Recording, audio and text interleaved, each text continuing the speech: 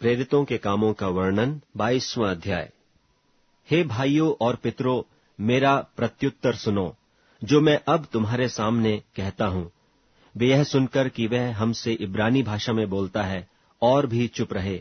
तब उसने कहा, मैं तो यहूदी मनुष्य हूं, जो किलिकिया के तरसुस में जन्मा, परंतु इस नगर में गमलीएल के पांवों के पास बैठकर पढ़ाया गया और बाप दादों की व्यवस्था की ठीक रीति पर सिखाया गया, और परमेश्वर के लिए ऐसी धुन लगाए था जैसे तुम सब आज लगाए हो। और मैंने पुरुष और स्त्री दोनों को बांध बांधकर और बंदी गृह में डाल डालकर इस पंथ को यहां तक सताया कि उन्हें मरवा भी डाला। इस बात के लिए महायाजक और सब पुरनीय गवाह हैं कि उनमें से मैं भाइयों के नाम पर चिट्ठियां लेकर दमिश्क को चला जा रहा था कि जो वहां हों उन्हें भी दंड दिलाने के लिए बांधकर यरूशलेम में लाऊं। जब मैं चलते चलते दमिश्क के निकट पहुंचा तो ऐसा हुआ कि दोपहर के लगभग एकाएक एक बड़ी ज्योति आकाश से मेरे चारों ओर चमकी, और मैं भूमि पर गिर पड़ा और यह शब्द सुना कि हे शाऊल, तू मुझे क्यों सताता है? मैंने उत्तर दिया कि हे प्रभु, तू कौन है? उसने मुझसे कहा, मैं यीशु नासरी हूं, जिसे तू सताता है। और मेरे साथियों ने ज्योति तो देखी, परंतु जो मुझसे बोलता था उसका शब्द न सुना।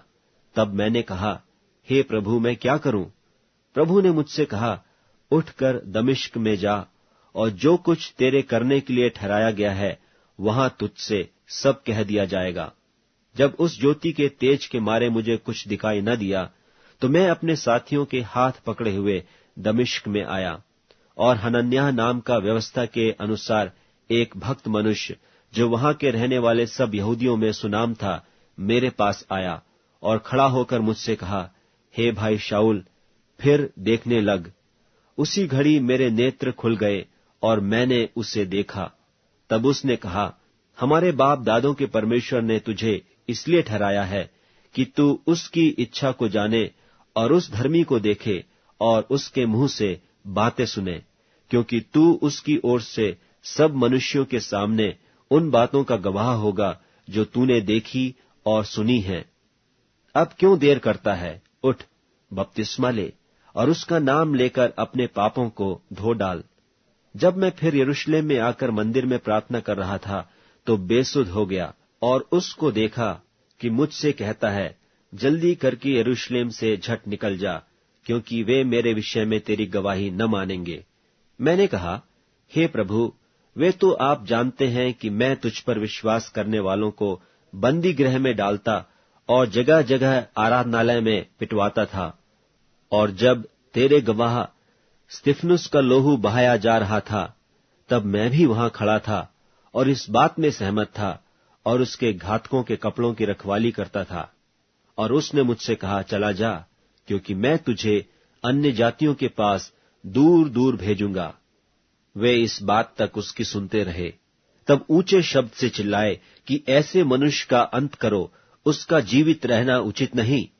जब वे चिल्लाते और कपड़े फेंकते और आकाश में धूल उड़ाते थे, तो पलटन के सूबेदार ने कहा कि इसे गढ़ में ले जाओ और कोड़े मारकर जांचो कि मैं जानूं कि लोग किस कारण उसके विरोध में ऐसा चिल्ला रहे हैं।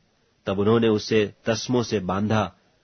तो पौलुस ने उस सूबेदार से जो पास खड़ा था कहा, क्या यह उचित है कि तुम एक रोमी मनुष्य को, और वह भी बिना दोषी ठहराए हुए, कोड़े मारो? सूबेदार ने यह सुनकर पलटन के सरदार के पास जाकर कहा, तू यह क्या करता है? यह तो रोमी मनुष्य है। तब पलटन के सरदार ने उसके पास आकर कहा, मुझे बता, क्या तू रोमी है? उसने कहा, हाँ। यह सुनकर पलटन के सरदार ने कहा कि मैंने रोमी होने का पद बहुत रुपये देकर पाया है। पौलुस ने कहा, मैं तो जन्म से रोमी हूं। तब जो लोग उसे जांचने पर थे, वे तुरंत उसके पास से हट गए, और पलटन का सरदार भी यह जानकर कि यह रोमी है और मैंने उसे बांधा है, डर गया। दूसरे दिन वह ठीक ठीक जानने की इच्छा से कि यहूदी उस पर क्यों दोष लगाते हैं, उसके बंधन खोल दिए और महायाजकों और सारी महासभा को इकट्ठे होने की आज्ञा दी, और पौलुस को नीचे ले जाकर उनके सामने खड़ा कर दिया।